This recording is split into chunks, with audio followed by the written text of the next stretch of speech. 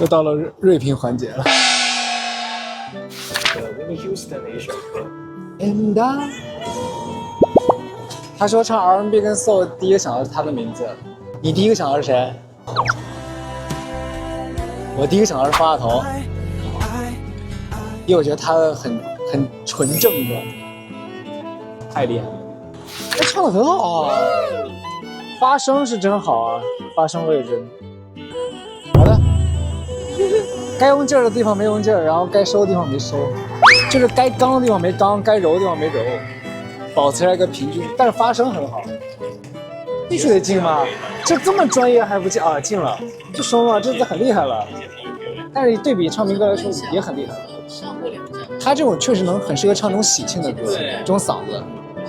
你的国中带纲高度必记的东西，可以在你看，吴佳老师也是这个意思。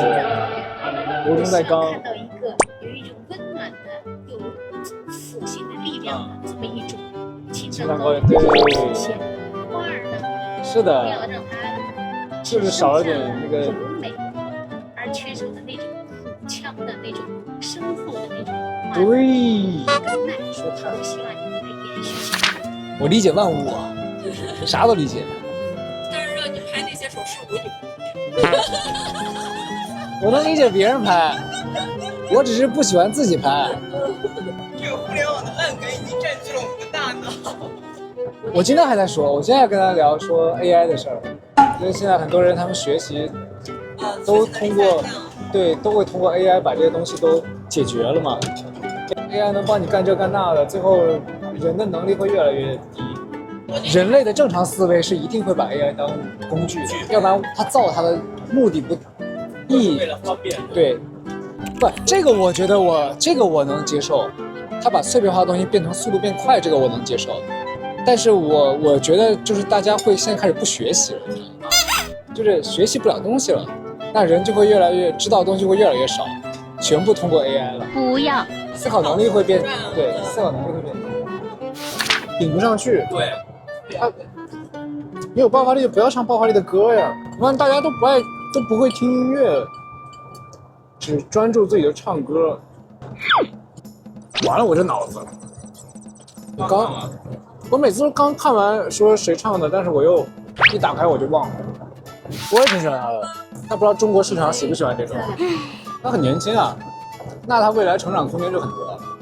当年那个就让我觉得他就很好，就他写的歌会让我觉得，就我就觉得他有自己的东西在里面，而且也比较成熟的东西，就是他有他自己的一个风格，但是他自己的那个风格又比较成熟那种，不用再过度开发的那种。而且他那个时候好小，18岁是吧？对，那时候才18岁，当然我就觉得这个人应该是冠军。我发现中国真的好少有真的会唱高音的人，好多人高音都不会唱，这玩意儿不难啊。我觉得我应该不能再吃了，尝最后一块。这是什么肉？想法不错，这种融合东西方的这种想法可以，只是还是不太会听音乐，学会听音乐就好了。不是一个赛道，指的是两个人都很好啊。然后呢，这两个人不应该放在一块 PK。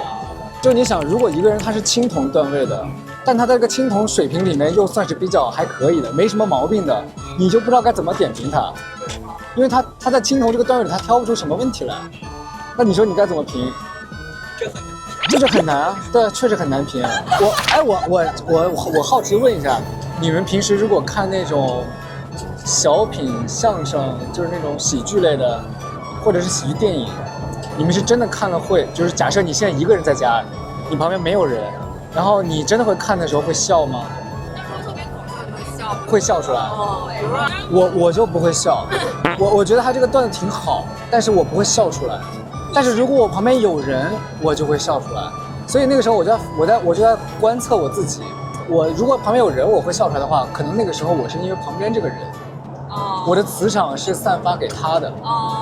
我可能会专注在一边在看的时候，我的磁场是扩散出来的嘛，所以我也会再去时刻去捕捉旁人的情绪，然后当旁人在笑的时候，我会跟着一起笑的时候，其实我那一刻是在给我旁边的人提供情绪价值。但我自己一个人在家，我看到了我很喜欢的那些喜剧类的，就是我看到他，明明我心里面觉得他好笑，但是我的表情是没有表情的。我以前会，我现在不会，因为我试过，就是我把我脑子里面的东西想要去记下来的时候，因为我会记笔记嘛，然后但是我记的那些笔记呢，就是太慢了，然后我就有时候会用那个语音的方式来记录，但是记录完之后，我发现我脑子里想的东西实在是过得太快了，我的语言讲的时候，就是它跟不上我的脑子，然后讲着，我就会忘了我的脑子一开始的那条逻辑线了。但是如果我不记录下来呢，我光记在我脑子里面，其实我反而还能记得下来。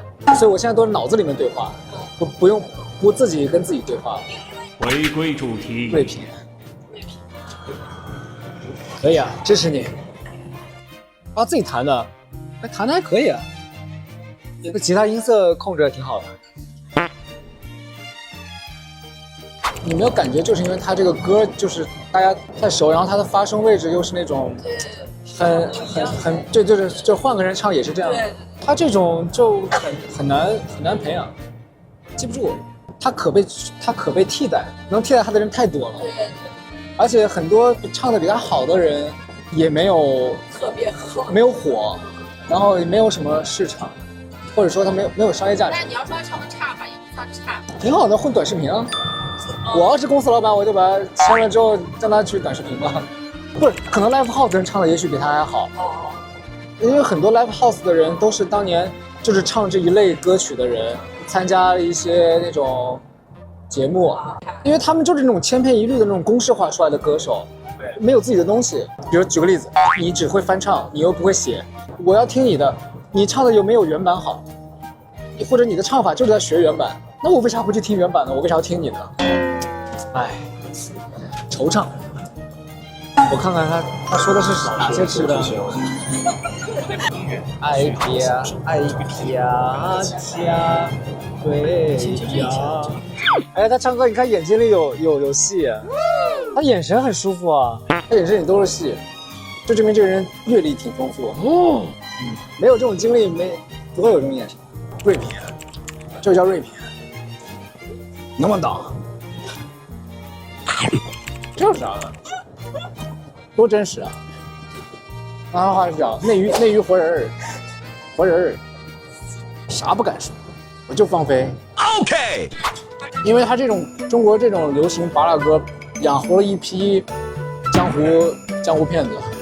听多他就以为他这样唱才是标准，对，那实际上大家都是想赚快钱才没好好学，但是学了一点点小小的技能，就开始出来写歌，然后出来去唱，然后呢把所有精力都用在写词儿上面。刚好也比较如果从流行音乐角度讲，可听性的话，其实上一个可听性要比这个强。别洋气。因为上一个他再怎么样，他其实如果我是个公司的老板，我会觉得上一个人他能赚到钱。为什么呢？因为哪怕他可能不能成为那种开大演唱会的这种特色型的歌手，他不一定能成为一个大明星，但是他可以成为那种 CD 歌手，对，唱 OST 啊，唱什么短视频的那种网络热歌啊。其实我短视频很多网络热歌也是 OST 类型，因为他写的就是 BGM 嘛。因为这种声音没有侵略性，有侵略性的嗓音适合开演唱会，不适合唱 OST。第二个主要是它的侵略性，它没有美感。对，它没有美感，这个就不好评。如果我是个唱片公司的老板，我会觉得这些人我都要签进来的话，我就会知道哦，其实哪一个人在这个市场上可能能赚到钱。其实我觉得嗓音挺好的，就是少点劲儿。嗓音是真挺好的，会写歌的人逻辑都很强，而且很理性。说得好，我喜欢这个人说话，嘿，支持，太好了。你看他是有野心的人，挺好的，我喜欢。他走路好正啊，感觉应该是个唱美声的。分享我的美声力量和音乐技巧。怎么样？今天准备好了吗？下班？哦，不是，该上班了。该上班了。该上班。